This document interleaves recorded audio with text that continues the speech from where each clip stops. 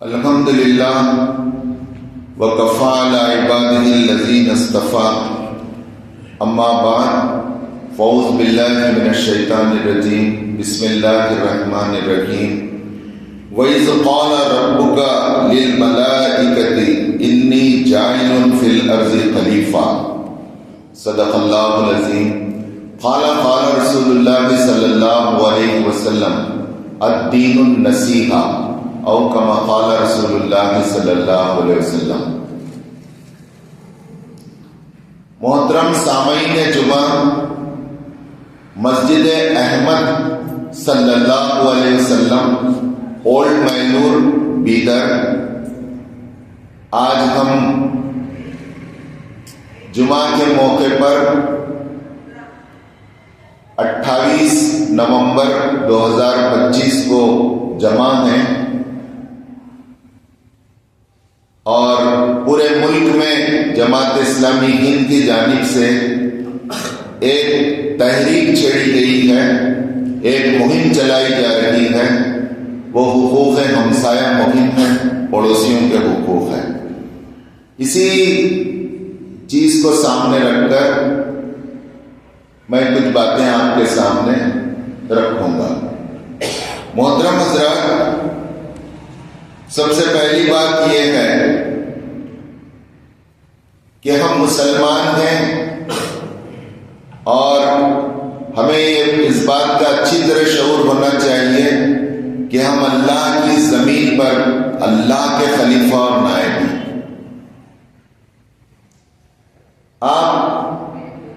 ہم اس کو مانیں یا نہ مانیں، ہم اس کو جانیں کہ نہ جانیں، ہم اسے تسلیم کریں کہ نہ کریں، لیکن اللہ نے ہمیں اپنا نائب اور خلیفہ بنا کر اس زمین پر پیدا کیا ہے،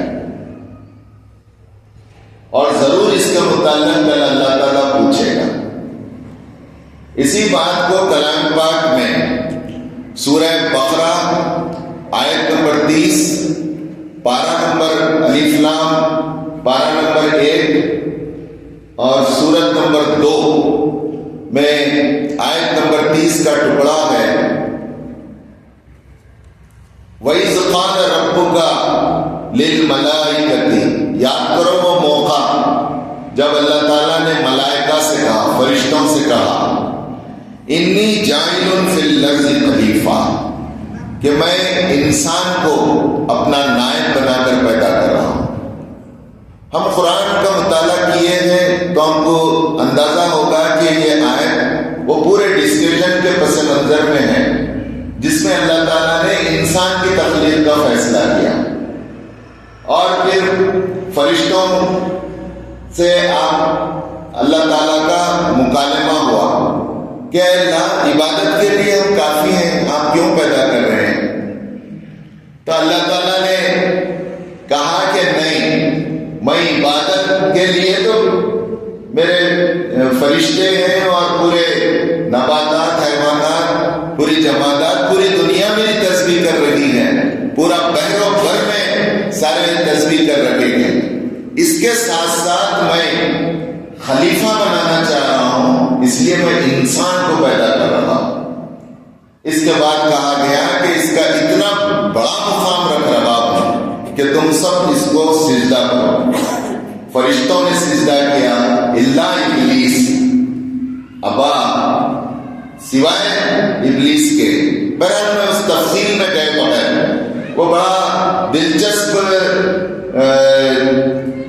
یہ ہے تفصیلات میں قرآن مجید میں جو سورہ بقرہ میں درج ہے، پہلے پارے میں درج ہے۔ تو یہاں ہم مانیں کہ نہ مانیں، ہماری حیثیت اس زمین پر اللہ کی نائب کی ہے، اور ہم اللہ کے اس زمین پر ایمبیسیڈر ہیں۔ ایمبیسیڈر یعنی نمائندہ ہیں۔ ایمبیسیڈر کو سمجھنے کے لیے ایسا ہی سمجھیے آپ کہ خدا جو شہنشاہ کائنات ہے، اس کی حکومت پوری ارض و سما پہ چل رہی ہے، ہم اس زمین کے اوپر اللہ کے گورنر ہیں، وائسرائے ہیں، گورنر کیا کرتا ہے؟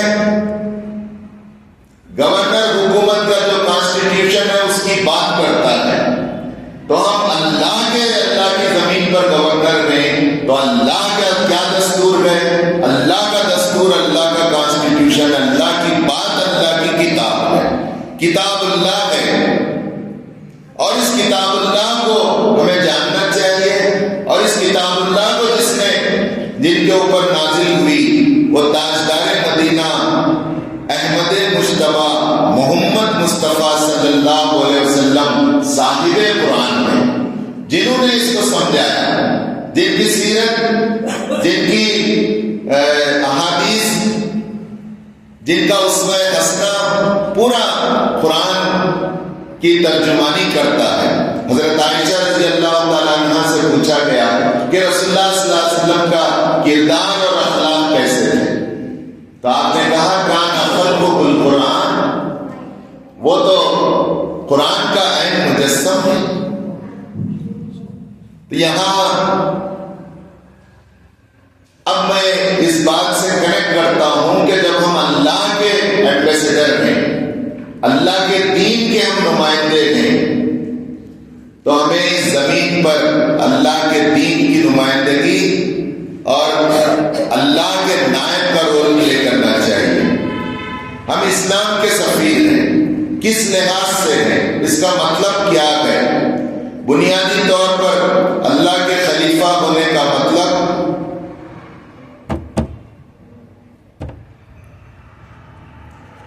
یہ ہے کہ ہمارا رویہ، ہماری بات اور ہمارا اخلاق و کردار ایسا ہو جس سے لوگوں کو معلوم ہو کہ یہ مسلمان ہیں. وہ مسلمان ہیں جو قرآن کو پڑھے ہوئے اور جانتے ہیں.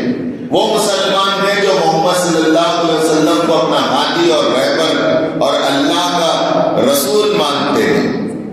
اور ہم وہ مسلمان ہیں جو اس زمین کے اوپر، اس آسمان کے نیچے قیامت تک کے لیے اللہ کے دین کا آخری پیغام اور میسج ہے. اب ہمارا رویہ کیسا ڈھلے گا؟ اس کو حدیث میں رسول اللہ صلی اللہ علیہ وسلم نے بتایا، جو میں نے ابتدا میں پڑھی. الدین النصیحہ. پوچھا گیا دین کیا ہے؟ رسول اللہ صلی اللہ علیہ وسلم نے دین کی ایک جامع، مختصر، یاد رہنے والی، لوگوں کو بتانے والی، ہمیشہ جس کو نہ بھولا جائے. آپ نے کیا رسول اللہ صلی اللہ علیہ وسلم کی شان ہے؟ آپ نے کہا الدین النصیحہ. دین نصیحہ کا نام ہے. نصیحت کا ترجمہ اردو میں نصیحت نہیں ہوتا. نصیحہ ایک عربی اصطلاح ہے جس کا صحیح ترجمہ ہے خیر خواہی، بھلائی چاہنا، کسی کے لیے بلیسنگ بن جانا، کسی کے لیے ہم سایہ بن جانا، کسی کے لیے ہم معاون و مددگار بن جانا، کسی کے لیے ہم غمخوار بن جانا، کسی کے لیے ہم ضرورت پوری کرنے والا بن جانا.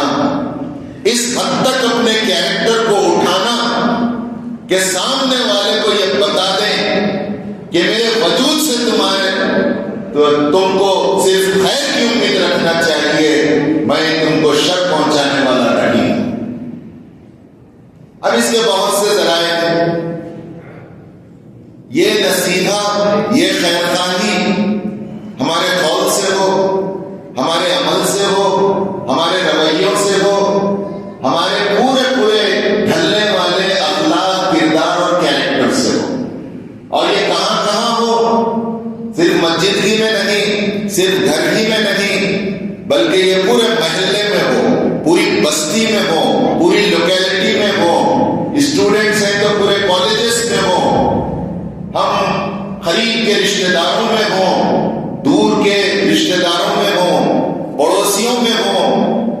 وقتی پڑوسی اگر کوئی ہے، بس میں سفر کر رکھے گئے، ٹرین میں کر رکھے گئے، پلین میں کر رکھے گئے، تھوڑی دیر کا کوئی پڑوسی ہے، ساتھی ہے، اس کے ساتھ تک ہو. اب یہ الدین النصیحہ، دین کیا ہے؟ دین خیر خواہی کا نام. اس کا ایک ذریعہ میں ذکر کروں گا، ایک دو ذرائع کیونکہ وقت نہیں ہے. سب سے پہلا ذریعہ ہے السلام علیکم رحمت اللہ وبرکاتہ کہنا، اور اس میں پہل کرنا کہ اے مجھ سے ملنے والے، تجھ پر سلامتی ہو اللہ کی، تجھ پر رحمتیں ہوں، تجھ پر برکتیں ہوں. یہ دعا دینا. اس کا دوسرا مطلب یہ ہے کہ تمہارے لیے میری طرف سے یہ ڈکلیریشن اور اعلان اور اخبار ہے کہ میں تمہارے لیے خیر خواہ ہوں. میں تم سے مل رہا ہوں. میرا اور تمہارا تعلق ایک دوسرے کو، میں دھوکہ نہیں دوں گا، میں جھوٹ نہیں بولوں گا، میں ظلم نہیں کروں گا اور تم کو اکیلا نہیں چھوڑوں گا. میں تمہارے لیے سر تاپا خیر ہی خیر رکھوں گا. اب وہ جواب دے رہے ہیں وعلیکم السلام رحمت اللہ وبرکاتہ. یہی معاملہ وہ ڈکلیئر کر رہے ہیں.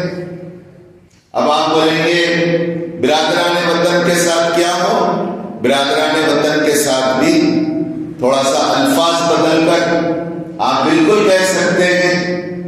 دو جملے، ایک جملہ آپ پیار محبت اور دعائیاں دے سکتے ہیں. بھائی آداب و سلام ہو تم پر، بھائی اللہ کی بلیسنگ ہو تم پر، رحمتیں اور برکتیں ہو، گاڈ بلیس یو. ہاں ہم انہیں بھی مسکراتے ہوئے مل سکتے ہیں. حدیث کے مطابق سلام کرنا سنت ہے، جواب دینا واجب ہے. اور سلام کر رہے ہیں گویا تو اس کو دعا جہاں دے رہے ہیں اپنے لیے اس سے دعا کرا لے رہے ہیں. پھر دوسرا یہ کہ سلام کے ساتھ ساتھ تحفے تحائف ہیں. ہمارے پاس ہوتا یہ ہے کہ جہاں سے حصہ آتا ہے وہیں حصہ جاتا ہے. جہاں سے گفٹ میں چھلا آتا ہے ہماری خواتین وہیں اسی رشتہ دار کو پھر واپس چھلا دیتے ہیں. کوئی اگر 1100 ایئر کرتا ہے تو اس کو ہم 1100 ایئر کرتے ہیں. یہ دو طرفہ ادھر سے آیا تو ہم دیں گے، یہ نہیں ہونا چاہیے. تحفے تحائف دینا مسنون ہے، سنت ہے، ہمیں دینا چاہیے آگے بڑھ کر. اور حدیث کا مطالعہ، سیرت کا مطالعہ بتاتا ہے کہ ویسی جگہ جانا چاہیے جو ہمیں تحفہ نہ دے، ہم اسے دیں تاکہ محبت بڑھے، خیر خواہی بڑھے. میں اپنی گفتگو آگے بڑھاتے ہوئے آپ کے سامنے یہ بات رکھنا چاہوں گا کہ ہم محلے میں جہاں کہیں ہوں ہمارا محسوس ہونے والا وجود ہو. محسوس ہونے والے سے مراد ہم یہ اپنے عمل سے بتا دیں کہ ہم مردہ نہیں ہیں، ہم زندہ ہیں.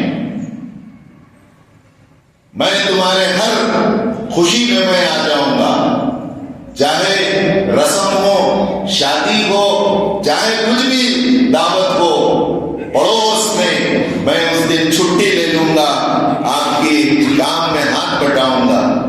اسی طرح غم کا، موت کا موقع ہے، بیماری اور ہنس مرض کا یہ ہے تو جا کر ڈکلیئر کریں کہ کیا ہوا، میں کیا کر سکتا ہوں. ایمانداری کریں، دواخانے کو جائیں، گھر کو جائیں، خاتون ہے تو بیوی کو لے جائیں، بچی ہے تو بیٹیوں کو لے جائیں.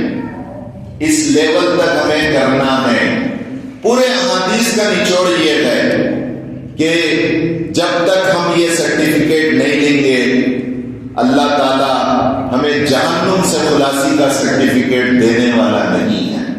ہماری نمازیں، ہمارے روزے، ہمارے عبادات، ہمارے سارے نیک کام ہمارے منہ پر مار دیے جائیں گے. حضور صلی اللہ علیہ وسلم جن کے نام پر یہ مسجد کا نام ہے، رسول اللہ صلی اللہ علیہ وسلم کا قرآن مجید میں سورہ صف میں دوسرے رکوع میں ایک نام آیا ہے، وہ نام ہے احمد. میں مبارکباد دیتا ہوں، احمد صلی اللہ علیہ وسلم کے نام پر یہ نام رکھا گیا ہے اس مسجد کا. وَإِذْ قَالَ عِيسَى ابْنُ مَرْيَمَ يَا بَنِي إِسْرَائِيلَ إِنِّي رَسُولُ اللَّهِ إِلَيْكُمْ مُصَدِّقًا لِمَا بَيْنَ يَدَيْهِ وَمُبَشِّرًا بِرَسُولٍ مِّن بَعْدِي اسْمُهُ أَحْمَدُ۔ عیسیٰ علیہ السلام کی زبان سے کہلوایا گیا، اے بنی اسرائیل، میں تمہاری طرف اللہ کا رسول ہوں، سنو میں تصدیق کرتا ہوں پچھلی کتابوں کی، یعنی تورات کی، زبور کی، اور میں بشارت دینے آیا ہوں میرے بعد ایک رسول آئیں گے، من بعد اسمہ احمد، جن کا اسم گرامی نام نامی محمد صلی اللہ علیہ وسلم ہوگا۔ تو میں آپ کو مبارکباد دیتے ہوئے اپنی بات آگے بڑھاتا ہوں کہ ہم ضرورت میں کام آئیں۔ ایک دو واقعات سنا کر بات ختم کر دیتا ہوں۔ رسول اللہ صلی اللہ علیہ وسلم لوگوں کا سامان اٹھا لیتے تھے، بوجھ ہلکا کر دیتے تھے۔ ایک خاتون سامان لے کر جا رہی تھی، آپ نے کہا کہ میں اس کو لے لیتا ہوں اپنے سر پر، اس وزن کو، اور آپ کہاں جا رہے ہیں بتائیے، میں وہاں تک چلتا ہوں۔ آپ سامان اٹھا کر گئے اور وہ سرحد پار کر کے شہر کی وہ جانا چاہتے تھے، کہا کہ یہاں رکھ دو۔ اس کے بعد اس نے کچھ آپ کو اجرت دینا چاہا، آپ نے کہا کہ میں اجرت نہیں لوں گا، کہا کہ میں کوئی مزدوری نہیں لوں گا، میں ایسا مزدور ہوں، میں مزدوری بندوں سے لینے والا نہیں۔ اس نے کہا کہ کم سے کم نام تو بتا دو، تو رسول اللہ صلی اللہ علیہ وسلم نے کہا میں وہی احمد ہوں، وہی محمد ہوں صلی اللہ علیہ وسلم، جن کے چرچے سے تم تنگ آ کر باہر جا رہی ہے۔ کہا کہ ایسا لال ہے یہ، ایسے اس کے کیریکٹر میں میرے کو ڈرایا گیا، غلط سمجھایا گیا، چلو میں تمہارے ساتھ رہتی ہوں اور شہر میں آتی ہوں۔ حضرت عمر بن عبدالعزیز، عمر ثانی جنہیں کہا جاتا ہے، پھر سے جنہوں نے خلافت راشدہ کو زندہ کیا، بنو امیہ کے خلیفہ، ہندوستان سے 4 گنا بڑے رقبے کے واحد خلیفہ، محلے میں پانی لینے پر جھگڑا ہو گیا اور وہاں پر ایک بچے نے خلیفہ کے بچے کو ایک تماچا مار دیا۔ اب خلیفہ کی مسز جو بیوی تھی، ظاہر ہے چھوٹا بچہ تھا، ماں کو بہت یہ ہوتا ہے، وہ بڑے غصے میں جلال میں آ گئی اور خلیفہ کو بلا بھیجا کہ یہاں بچے کو پیٹا گیا ہے تمہارے، چلو آؤ تم، ہم بھی اس کو بدلہ لیں گے۔ خلیفہ آئے، سارے ماجرے کو سنا، جو بچے نے تماچا مارا تھا اس کی ماں فوری قریب آ گئی اور کہا اس نے، اے خلیفہ، اس بچے کا باپ نہیں ہے۔ خلیفہ نے جب یہ سنا تو کہا کہ ہم نے اس بچے کی غلطی کو معاف کر دیا اور آج سے اس بچے کے لیے وظیفہ لگا دیا جائے۔ جس نے تماچا مارا اس کو نہ صرف معاف کیا گیا بلکہ کہا گیا کہ آج سے تمہارے لیے وظیفہ لگا دیا جائے۔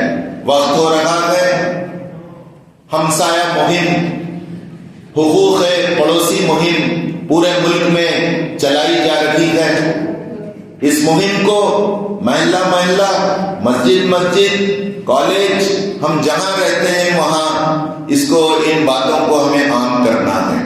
اور میں اسٹوڈنٹ سے، نوجوانوں سے خواہش کروں گا کہ آپ سوشل میڈیا کے ذریعے اس کو خوب عام کریں اور وہ پوسٹ جو پازیٹیو، مثبت اور ایسے ہوں جو لوگوں کو آپس میں جوڑنے والے ہوں ان کو آپ فارورڈ کریں، اور ایسے پوسٹ جو فرقہ واریت کو اور علیحدگی پسندی کو اور قوم پرستانہ رجحانات کو آگے بڑھاتے ہیں، ایسے لیڈروں کے ہیٹ اسپیچز، لوگوں کو بانٹنے والے ریلز آپ قطعی فارورڈ نہ کریں۔ میں آپ سے یہ بھی کہنا چاہوں گا کہ آج کا یہ جمعہ کا خطاب اسی مہم کا ایک حصہ ہے۔ میں مبارکباد دیتا ہوں مسجد احمد صلی اللہ علیہ وسلم کی انتظامی کمیٹی کو خاص طور سے جناب عبدالقیوم صاحب پٹیل جو صدر ہیں یہاں کے، اور سیکریٹری صاحب اور تمام مسجد کمیٹی کے ممبران کا میں شکر گزار ہوں کہ انہوں نے آج ہمیں یہ موقع عنایت فرمایا۔ آخر میں ایک شعر کا ٹکڑا آپ کو بولوں گا جو ساری بات کو آپ کو سمجھا دے گا۔ ہمیں اس پلورل سوسائٹی میں صرف مسلم محلے میں نہیں، پڑوسی سے مراد مسلم غیر مسلم سارے شہر کے قریب کے دور کے پڑوسی آتے ہیں، رشتہ دار بھی آتے ہیں، غیر رشتہ دار بھی آتے ہیں، مسلم بھی آتے ہیں، نان مسلم بھی آتے ہیں، گھر میں محلے میں بھی آتے ہیں، کالج میں بھی آتے ہیں۔ ہم کیسے رہیں؟ شمع محفل کی طرح، شمع محفل کی طرح، سب سے جدا سب کا رفیق۔ ہم اس تکثیری سماج میں، اس ملے جلے سماج میں، ہمیں اپنے اسلام اور مسلمان کے رنگ میں پکا رنگ صبغت اللہ کا، اللہ کا رنگ جو پہلے پارے کے آخر میں اللہ تعالیٰ نے کہا صبغت اللہ ومن احسن من اللہ کی صبغہ، اللہ کے رنگ میں رنگ جاؤ، اور اس سے بہتر رنگ اور کس کا ہو سکتا ہے؟ اللہ کا رنگ، اللہ کے دین کا رنگ، پیارے نبی صلی اللہ علیہ وسلم کی سیرت کا رنگ، قرآن کا رنگ۔ شمع محفل کی طرح سب سے جدا سب کا رفیق۔ ایک مسلمان کو کیسا رہنا چاہیے؟ جیسے محفل میں ایک شمع ہوتی ہے، ایک لائٹ ہوتی ہے، سب سے جدا وہ ٹیوب لائٹ دور ہے، بہت دور ہے ہم سے، ہمارا ہاتھ بھی نہیں جاتا۔ سب سے جدا سب کا رفیق، سب سے جدا ہے وہ نظریات کے لحاظ سے، عقائد کے لحاظ سے، کردار کے لحاظ سے، سوچ و فکر کے لحاظ سے، اور رویوں اور کردار کے لحاظ سے سب کا رفیق، کٹیوا بھی نہیں ہے۔